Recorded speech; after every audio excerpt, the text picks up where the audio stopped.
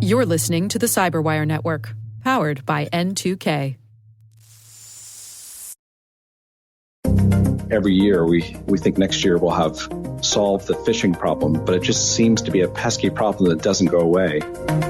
Hello, everyone, and welcome to the Cyberwire's Hacking Humans podcast, where each week we look behind the social engineering scams, phishing schemes, and criminal exploits that are making headlines and taking a heavy toll on organizations around the world. I'm Dave Bittner from the Cyberwire, and joining me is Joe Kerrigan from the Johns Hopkins University Information Security Institute. Hello, Joe. Hi, Dave. Later in the show, we've got my interview with Chris Bailey. He's from Entrust Data Card. We're going to talk about how to detect lookalike sites online and better protect ourselves from fraud.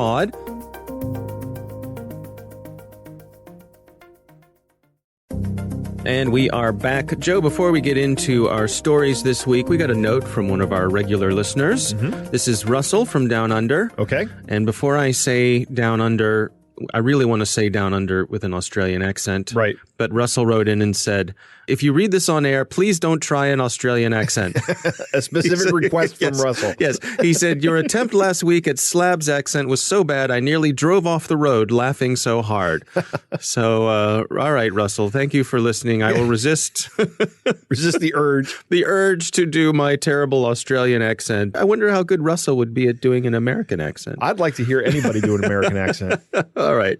Well, let's move on to our stories. Joe, you're up first. What do you have for us? My story this week comes from security firm Agari. And you covered this story briefly on the Cyberwire last week, but I wanted to get a little bit more into it. Agari has a report out, and I've kind of gone through it. It's a great report. I recommend everybody download it. They have identified a group called London Blue. All right. And this is a Nigerian gang that is focusing on business email compromise. And in this report, they go into the evolution of the gang and how they're structured and everything. They have found that they have extended their operations from not just Nigeria, but now they have 2 operatives in the UK, at least 2 operatives, and they've identified 17 collaborators of this group here in the United States and Western Europe and other countries, but they're primarily involved in moving funds. So these are money mules. When you build an organization like this whose job is to go out and scam people and you start getting in money, one of the problems you have is, what do you do with that money? Right. How do you launder it? Right. Well, these guys have set themselves up. They actually work like an actual corporation. They have an HR organization for going out and recruiting people like money mules and other scammers. They have a sales force that is actually the people that go out and try to do the scams. And they have a financial organization that does the money laundering once they've gotten the funds in from somebody. Their effectiveness depends on working with data brokers, commercial data brokers, actual real data brokers. And here's the main crux of the story is that they have generated a list of more than 50,000 corporate officials to prepare for business email compromise operations. Among them, 71% of these people are CFOs. So they're chief financial officers. Exactly. They're targeting chief financial officers, and they're going to try to get them to move money around into these fraudulent accounts. So this is basically a phone book full of the people who you want to target for these sorts of things. Exactly. That's what they've done their research. They've worked with these commercial data brokers, and they've amassed this, not necessarily open source information because they're using commercial source for this. Oh, I see. But they've gone out and they've built, essentially, like you said, a phone book of 50,000 people, high-value targets. Now, what are they doing with it? They're targeting people mainly in the United States. Over half of the potential 50,000 victims are U.S. people. And then other countries include Spain and Finland and UK and other places. But they're going to try to do money transfer scams with this stuff. So you may ask yourself, how did Agari find out about London Blue? Okay. Well, here's a quote from the report. I recommend you read it. In a move that can be described as felony stupid, London Blue targeted Agari with one of its typical attacks. Oops. Right. So these guys sent an email to the CFO of Agari posing as the CEO, and the copies of the email are in the report. And the assistant replies from the assistant's email saying, our CFO is out. What do you need me to do? And starts and collects all the information. And then Agari essentially scam baits London Blue and then uses the information that they get from them to notify the financial institutions so they can shut down the fraudulent accounts. Wow. Wow. So this is a great story of a social engineering attack working on a social engineering organization whose goals are nefarious. Yeah, So good hats off to Agari. Right. Right. Yeah. All right. Well, we'll have a link to the story in the show notes. Sounds like a fun one. It is. All right. Well, my story this week is about Cyber Monday. So a couple weeks ago, we had Cyber Monday. We had Black Friday, which here in the United States is the big shopping day right after Thanksgiving. Mm-hmm. And that's followed by Cyber Monday. And I don't know why Monday became the cyber shopping day. It's not like you couldn't shop online on Thursday. Well, that's because that's your first day back to work, Dave, and you can goof off at work by shopping. I see. Right. Of course. Of course. Okay. Yeah. All right. Makes total sense to me. Right. Thank you, Joe. So not that I've ever done it. Nope. No, of course not. Of course not. So the folks over at Zscaler wrote up a report about this. This is actually written by Deepan Desai, who's someone I've interviewed before. I think he's been on our Research Saturday a couple times. Good guy. And they looked at the phishing attacks that they were getting and blocking over at Zscaler to figure out what are the days when people are targeted the most.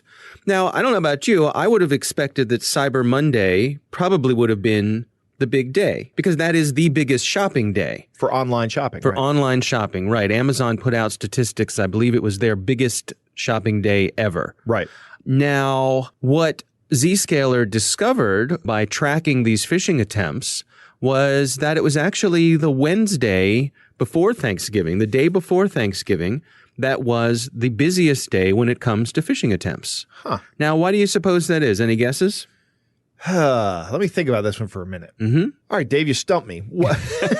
I can't imagine why this it's interesting. I mean, there were nearly twice as many phishing attempts on that Wednesday as there were actually on Cyber Monday. Huh. And the folks over at Zscaler say that these phishing people are smart, of course. And, and like you said in your story, they're running these things like a business. Yep. And what they've discovered is that on actual Cyber Monday, when folks are shopping, they are much more likely to just key in the name of the place they want to go shopping. So they know they want to go to Amazon. Type in Amazon.com. But on those days leading up to Cyber Monday, they're looking for a deal. Right. Because that's when all the emails are coming from all the companies that say, hey, Cyber Monday's coming. Check out our deals. And so these phishing attempts take the form of those promotional emails. I see. That say, 20% off your Amazon. All you need to do is log on. And then they send you to a fake login harvesting your credentials. Right. Exactly. So, we'll have a link to this in the show notes. It's an interesting story and not at all what I would have thought. So some interesting information from our friends at Zscaler. That is good information to have. Both of these stories today are about companies that are essentially using themselves as honeypots, right? Not that they're being honeypots. I mean, they're just operating their normal businesses, but they're using the actual attacks that are coming into them to do good work. That's right. Yeah. And Zscaler, of course, part of their business is helping people block these things. Right. So they have a really good window into what's going on here. Absolutely. All right. Well, those are our stories. It's time to move on to our catch of the day. Joe, you've got the duties for our catch of the day this week. What do we have here? All right. This one comes from Javier, and he says, hey there. Thanks for the great work on the podcast. Keep it up. I thought you might like this catch. I reeled it in on my Google Hangouts. So someone is phishing him on Google Hangouts. All right. And it reads like this. Hi, I am a tender and caring woman who is looking for real, true feelings and love. I, Selena Williams, is my name, 33 years old, single from USA, Texas, Dallas, never been married, M-A-R-R-I-D, before, the letter B, the number 4. I have no kids, seriously looking for strong relationship and family as well. I am looking for a reliable man with good manners, not hot-tempered, kind and attentive, the one to be happy with forever. That's a run-on sentence. The man for me is the person to respect, to care, and to love. Relationship is trust. I want to be a good support for my future husband and make him the happiest person, Eve. I think they meant ever. Probably, yes. Yeah. And then the next thing is an image of a very beautiful woman. Yes, I would say sitting on a couch. I'd say this woman is of above average attractiveness. Yes. Yes, she's a long, flowing brunette hair. She's sort of leaning back on a couch. She's well-dressed, well-groomed. The celebrity she most resembles is Mila Kunis. Okay, looking right at the camera. Yep. Well, Joe, lucky for us, we have reverse image search from Google. So I did look up this image to see who this woman is. Okay. Turns out her name is Sunny Leone. Not Serena Williams? She is not Serena Williams. She is Sunny I'm Leone. heartbroken now. Who I just learned today is one of the stylish divas of Bollywood. Oh, okay. She is a style icon who never fails to impress her fans. In fact, she is married. She has several kids. Okay. and by all accounts, a very successful career, so she does not need your help. Right. But you could certainly see how this could be alluring. Yes. Pushing lots of buttons here. She's looking for everything, right? Right, yeah. There's nothing she's not looking for. That's right. She's looking for, there's something in here for everyone that she's looking for. So, well, she's not looking for hot-tempered guys. That's Dave. true. So that rules you and I out. I'm out. Right. Yeah. Right. Yeah. But she wants to be happy forever. So. Yes. Or she wants to make her man happy for Eve. There you go. Right. It's funny, we haven't had a straightforward kind of female-centered romance scam here. We've talked about some romance scams going after women, but I think this is the first one we've had where certainly with a picture like this. Right, yeah. It's interesting to me. I mean, they just copied and pasted a picture from this celebrity's photo gallery, right. And maybe they were counting on the fact that maybe folks in the U.S. aren't familiar with Bollywood actresses. I mean, it's not like it's Julia Roberts or something in this picture. So there you go. Pretty straightforward, but unfortunately, I could see how people could fall for it. Yep. All right. Well, that is our catch of the day. Coming up next, we've got my interview with Chris Bailey. He's from Entrust Data Card. We're going to talk about detecting lookalike sites online and ways to better protect ourselves from fraud.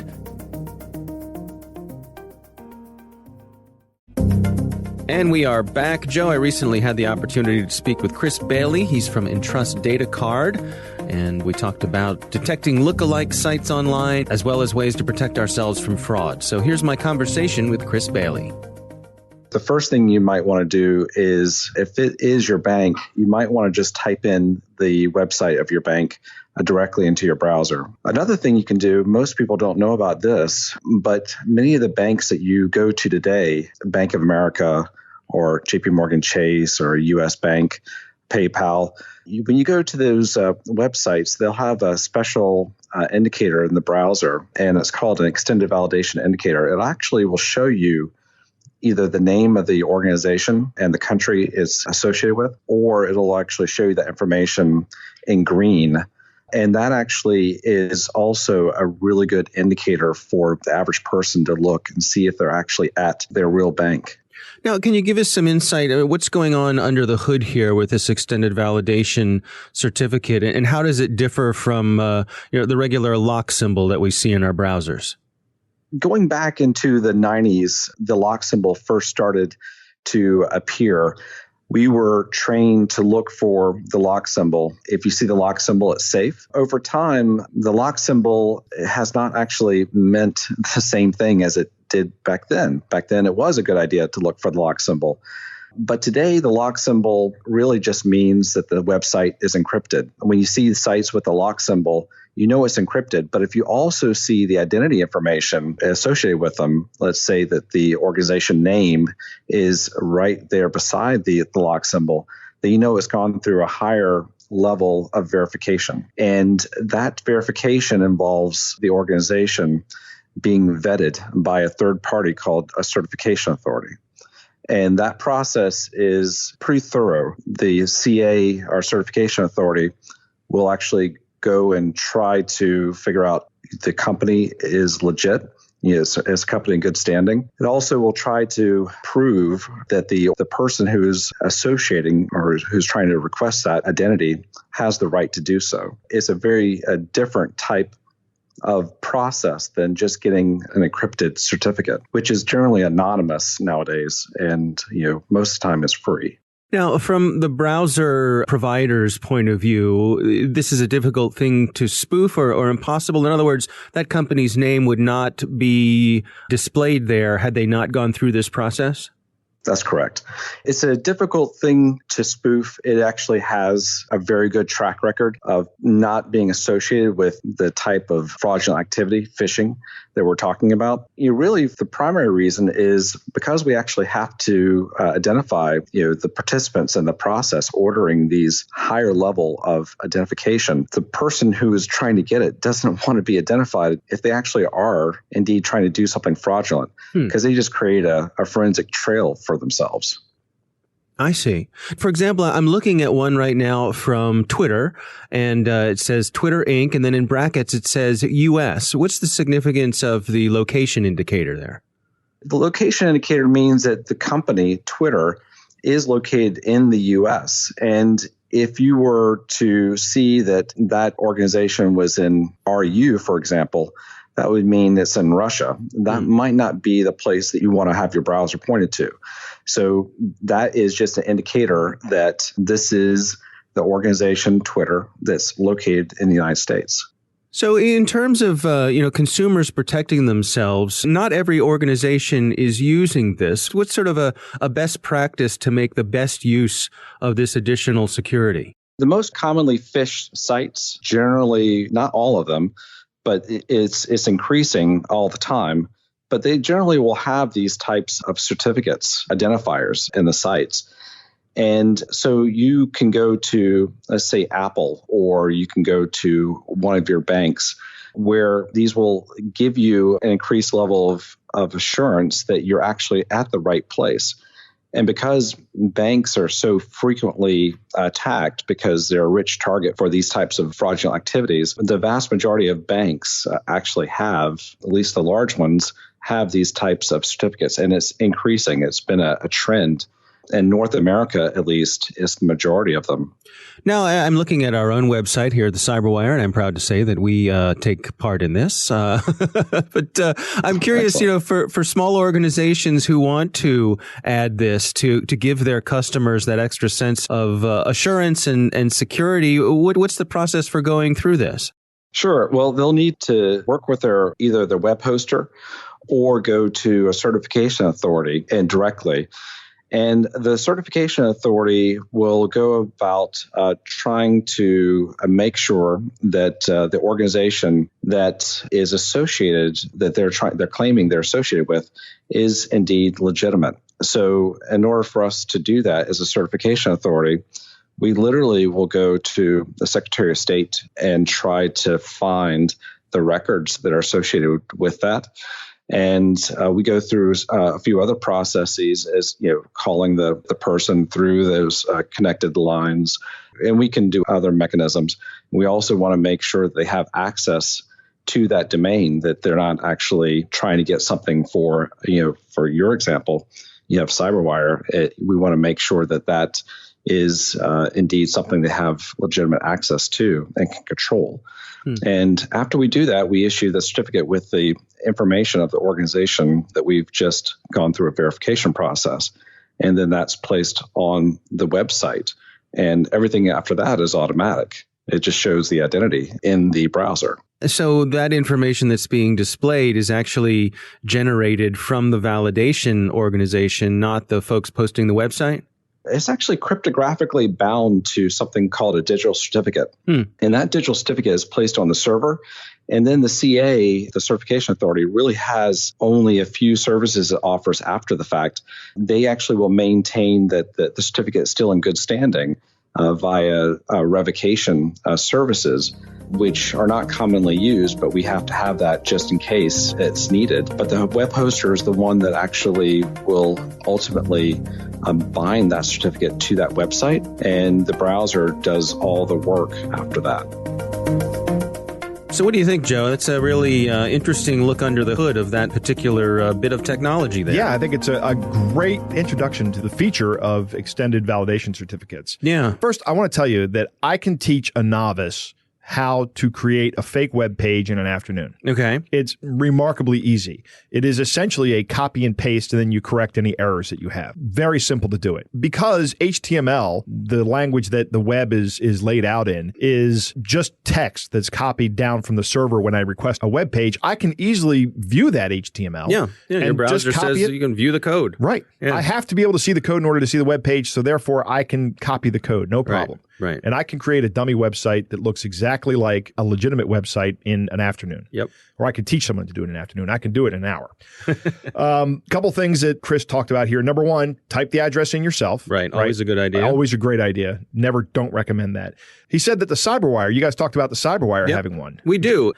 I wasn't directly involved with that, but I do remember conversations about it, and I believe we did have to jump through some hoops. It was not insignificant, the proof that you have to provide of who you are and how long you've been in business and so on and so forth. Yeah, obviously, for us, we figured in the business that we're in, it'd be good for us to have the most security we could have. Correct. So yeah, it was worth the effort for us. Yep. Well, it's great that it takes so much. I like what he said, that it creates a forensic trail. Yeah. And fraudulent people are not interested in doing that. Yeah. He named Bank of America has one, and that's great.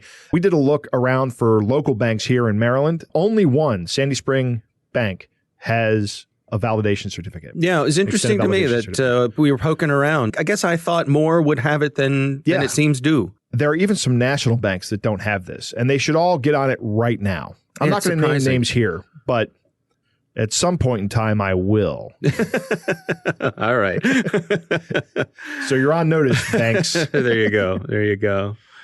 One of the important features of these certificates, he talked about this briefly, is that they're revocable. And what happens during this process is your browser says, I got the certificate that's been signed by the certificate authority. And I asked the certificate authority, is this still a good certificate? And the certificate authority says yes or no. And usually it's yes. But the certificate authority needs to be able to say no. That's no longer a valid certificate. Right. So that keeps me from selling my certificate to bad guys. Right. Or having it compromised. Let's say your certificate gets compromised and someone steals the keys to it. You need to be able to tell people, okay, that certificate's been stolen. Nobody consider that valid anymore. Yeah. That's the purpose of that. All right. Well, thanks again to Chris Bailey for joining us. And that is our show this week. We want to thank you all for listening. And of course, thanks to the Johns Hopkins University Information Security Institute for their participation. You can learn more about them at isi.jhu.edu. The Hacking Humans podcast is proudly produced in Maryland at the startup studios of Data Tribe, where they're co-building the next generation of cybersecurity teams and technology. Our coordinating producer is Jennifer Ivan. Our editor is John Petrick. Technical editor is Chris Russell. Executive editor is Peter Kilpie. I'm Dave Bittner. And I'm Joe Kerrigan. Thanks for listening.